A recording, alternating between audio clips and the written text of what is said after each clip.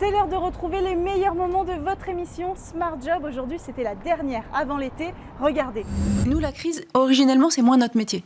Donc, là, qu'est-ce qu'on a fait ? vous évoluez. Alors, on a mis en place, dès le début du confinement, toute une activité de suivi pour les expats. Organisation de webinaires autour du confinement, qu'on a appelé les rendez-vous des expats confinés. Des cafés, 2 ou 3 fois par semaine, des cafés virtuels, parce que ce dont les gens souffrent le plus, c'est de solitude. Pour garder le lien, pour qu'on puisse se parler, raconter des expériences d'expats. Raconter des expériences, comparer ce qu'on vit les uns et les autres et se dire, bon, en fait, c'est pas ma situation qui est tragique. Tout le monde vit ça. C'est la planète ça rassure. qui est gelée, et quelque part, ça rassure. Ce qui rassure le plus, ce qui est le plus utile, c'est de comprendre comment les autres s'en sortent. Moi, j'ai créé Into the Tribe il y a 5 ans. J'étais dans un voyage en Asie, dans un endroit très, très déconnecté, dans le désert de Gobi, en Mongolie. Et c'est là que j'ai eu l'idée de créer des voyages totalement coupés d'Internet. J'ai vécu là-bas une période de déconnexion intense. Pendant 1 mois, je n'avais ni Internet, ni de téléphone. Et ça m'a donné cette idée de créer cette agence de voyage 100% digital detox.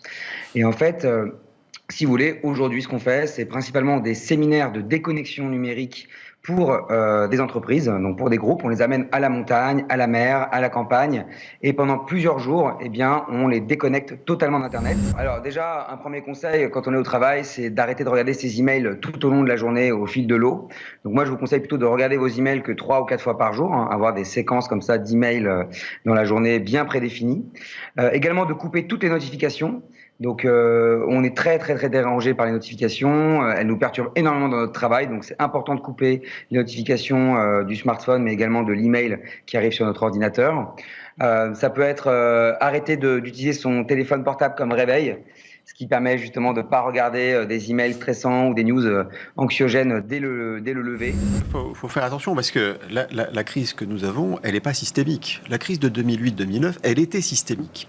Et on ne l'a pas vraiment vu venir, et elle a duré très longtemps. Là, quand on regarde les indicateurs, on a une croissance qui est en V, c'est-à-dire qu'on récupère assez vite, en tout cas les entreprises récupèrent assez vite, mais elle est en train de se terminer en aile d'oiseau. C'est-à-dire qu'il y aura probablement un retour important de l'activité, tout simplement les entreprises ouvert, et donc on a vendu. Le consommateur est venu. Et les consommateurs sont venus. Et puis là, on voit l'aile d'oiseau, c'est-à-dire que ça s'aplatit et ça risque de durer. Allumer le feu sans carboniser vos participants. Ça veut dire quoi ? Ça veut dire qu'il faut être à la fois dynamique, mais il ne faut pas avoir trop de charisme, ne pas trop les écraser. Il ne faut pas les écraser, exactement. Il faut laisser à chacun la possibilité de s'exprimer. Et aussi, il faut être égalitaire dans sa distribution de parole.